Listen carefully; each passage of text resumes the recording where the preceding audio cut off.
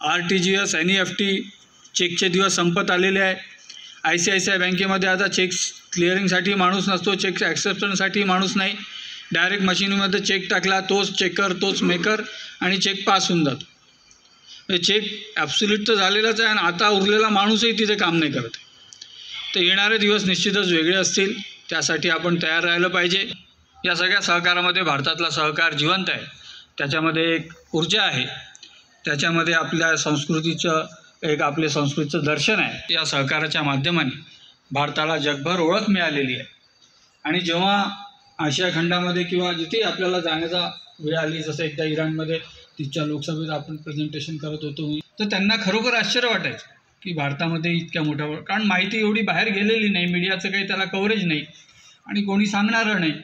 अशा परिस्थितीमध्ये लोकांना खरोखर त्याचं कौतुक वाटायचं। वेगवेगळ्या देशांमध्ये आपण ते सगळी माहिती सांगितलेली आहे। निश्चित खूप त्याही वेळेस फेडरेशनने खूप मेहनत घेतली होती, मला अजूनही आठवतं 13 वर्ष झाले, पण काकासाहेब त्याही वेळेस अध्यक्ष होते आणि काकासाहेबांनी मुंबईहून दिंडी सुरू झाली आणि असाच पोवाड्याचा कार्यक्रम, या सगळ्या गोष्टी जशा आहेत तशाच आजही 13 वर्षानंतर परत त्याच गोष्टी आपण करतो आहे आणि निश्चितच ही एक चांगली बाब आहे की इतके वर्ष हा सहकार चांगल्या पद्धतीने चालला आहे आणि आजही आपण अभिमानाने या सगळ्या गोष्टी आमच्या सगळ्या जिल्ह्यामध्ये राज्यामध्ये आपण करतो आहे।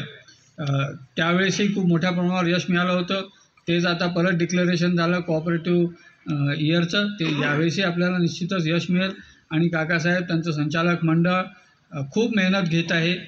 सगळ्या राज्यात फिरणं काही सोपं काम नाही, सतत फिरस्तीवर राहणं काही सोपं काम नाही। 1 महिना मी त्यांना विचारलं, 1 महिन्यापासून घराच्या बाहेर आहे आणि या वयामध्ये इतकं कष्ट करणं खरोखर कठीण आहे, पण निश्चितच काकासाहेब असू द्या, भाईजी असू द्या, सगळे सहकाराला अत्यंत डिवोटेड आहे, त्यामुळेच हे यश आज आपल्याला बघायला मिळतं आहे। मी पुन्हा एकदा सर्व सहकार मित्रांचे, आलेल्या सर्व मान्यवरांचे ईश्वरांनी प्रार्थना करतो की सहकाराची अशीच उत्तरोत्तर उन्नती हो, हे आमच्या सर्वांच्या हातून हो, ईश्वरांनी प्रार्थना करतो। आणि